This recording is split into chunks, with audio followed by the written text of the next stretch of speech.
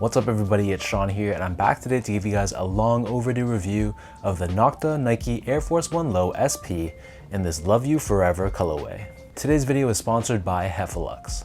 When it comes to sneakers, comfort is king. So when you buy a pair of shoes and find out they're uncomfortable, one of the easiest ways to fix that is to swap out the insoles. So that's where Heffelux comes into play.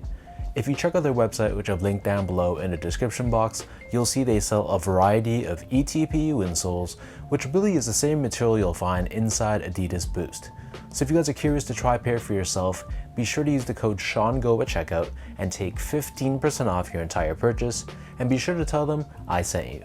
So this right here is an Air Force 1 that's officially under Drake's Nocta line. These actually dropped late last year, but I managed to catch a restock a couple weeks back on Nocta's website. So the retail price for this shoe is $160 US, which is the equivalent to 219 Canadian dollars. And the official colorway for this shoe is white and cobalt tint. So I believe when these shoes originally dropped, they came packaged with that Robert Munch book, Love You Forever. But for the restock, they didn't come with the book at all, which isn't the biggest of deals, but it's just one of those nice to have collectibles to have as part of your collection. So first things first, here's a quick look at the box. So this comes in a pale blue cardboard box, and in the middle of the lid we have Nike Air Force 1 branding in white, and then overlaid across it we have the words Love You Forever. As far as the shoe goes, so in many respects, this is basically your normal Air Force 1 Low in all white. But there are some key differences that make this shoe a little bit different, which we'll dive into throughout this review.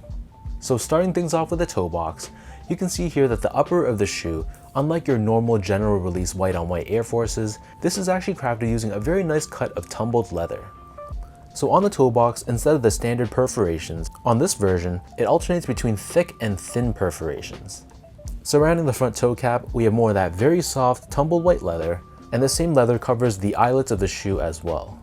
Overlaid on the sides of the shoe, we have more of that soft white leather, which forms the shape of a Nike swoosh, and that same leather wraps around the back end of the sneaker as well. Embroidered on the top of the heel, we have the Nocta symbol on the left foot and Nike Air branding on the right foot, and there's a strip of leather running down the bottom of the heel. As far as the laces go, so the standard default lace is a normal flat style lace in white, and intertwining through this, we have this metallic silver lace dubray with Air Force 1 branding engraved in the center. But if you want to give this shoe a little bit more of a premium touch, they also give you an alternate white lace that come with these metallic lace tips, which is something I think looks really dope. But from a practicality standpoint, I'm not a huge fan of super heavy lace tips because I actually find they make the laces more prone to untying when you're wearing them, which is kind of annoying. So in addition to all this, they also come with these plastic beads in blue, which have both numbers and the letters of the alphabet, which allows you some degree of customization to make the shoe really your own. Underneath the laces, so unlike your traditional nylon tongues, these come with a full leather tongue instead, and on the very top we have this white on white tag with Nike Air Force 1 branding. So the back of the tongue and the interior of this shoe, this is lined in a synthetic white colored leather, which feels very soft to the touch. And then moving on to the insoles, so these come with your typical foam lined Air Force 1 insole, however it's lined in this light blue colored textile on top, and we have Nocta and Nike co-branding stamped on the heel. So the upper of the Air Force 1 sits atop this full-length rubber cupsole, which is entirely painted in white. On the lateral side we have the phrase Love You Forever, and then on the medial side we have Air branding, which is typically found on the lateral side on normal Air Force 1s. And encased within the shoe but not visible to the eye, there is a Nike airsole unit for cushioning and impact protection.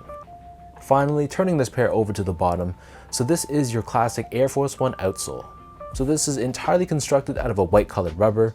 We have the circular pivot point on the forefoot and Nike branding in the middle of the medial side. And one small thing, if you didn't notice, is that we have these little heart detailing found on the traction pattern found on the tip of the forefoot and on the very bottom of the heels. So that breaks down the look and the construction of these Air Force 1s. And for those wondering about sizing, so my feet measures as a true size 10, slightly on the wider side, and I wear between a 9.5 and a 10 in my Air Force 1s, depending on the specific release. If they use thicker materials, if there's more padding, that kind of determines whether I go half size down or true to size.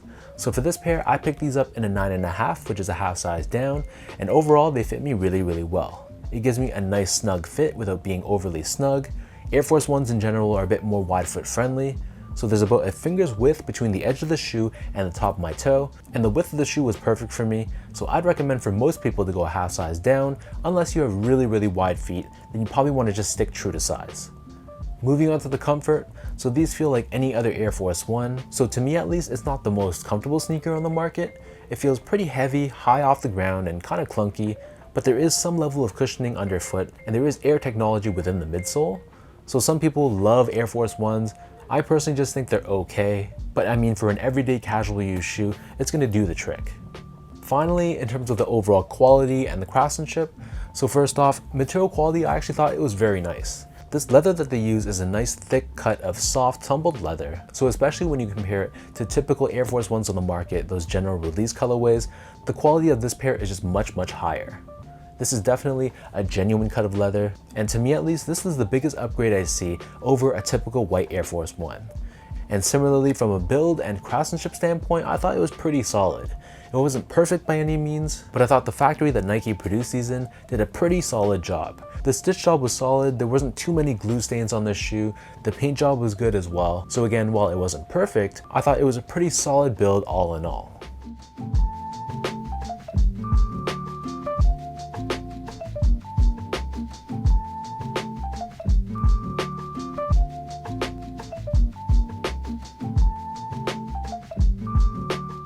So with all that out of the way now, let's toss these on feet, I'll lace them up and I'll show you guys how these look.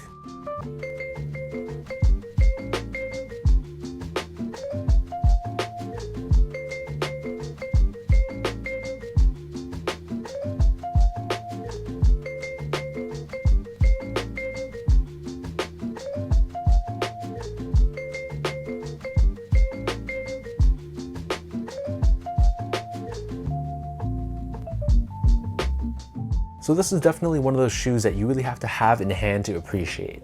When you just look in photos, it just looks like a typical white on white Air Force One, and even if you're wearing these, I'm sure the majority of people won't even know that this is a special edition version.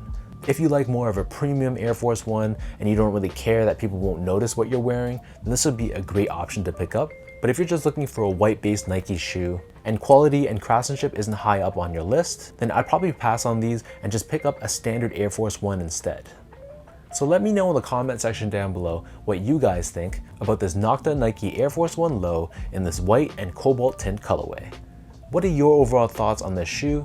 And for anyone watching, did you also pick up a pair of these either last year or earlier this year? Are you not a fan of the simplicity and I guess lack of creativity on this shoe? However you feel, drop a comment down below and let's talk about what you think. If you guys like this video, be sure to like, comment, and subscribe to my channel if you haven't yet. You can follow me on Instagram at esco8, check out my Twitter account at sean.go, and visit my website at seango.ca. So until next time, thank you everyone for watching. Hopefully you guys enjoyed this review and hopefully it helped you in some way, and I'll catch you guys all in the next one.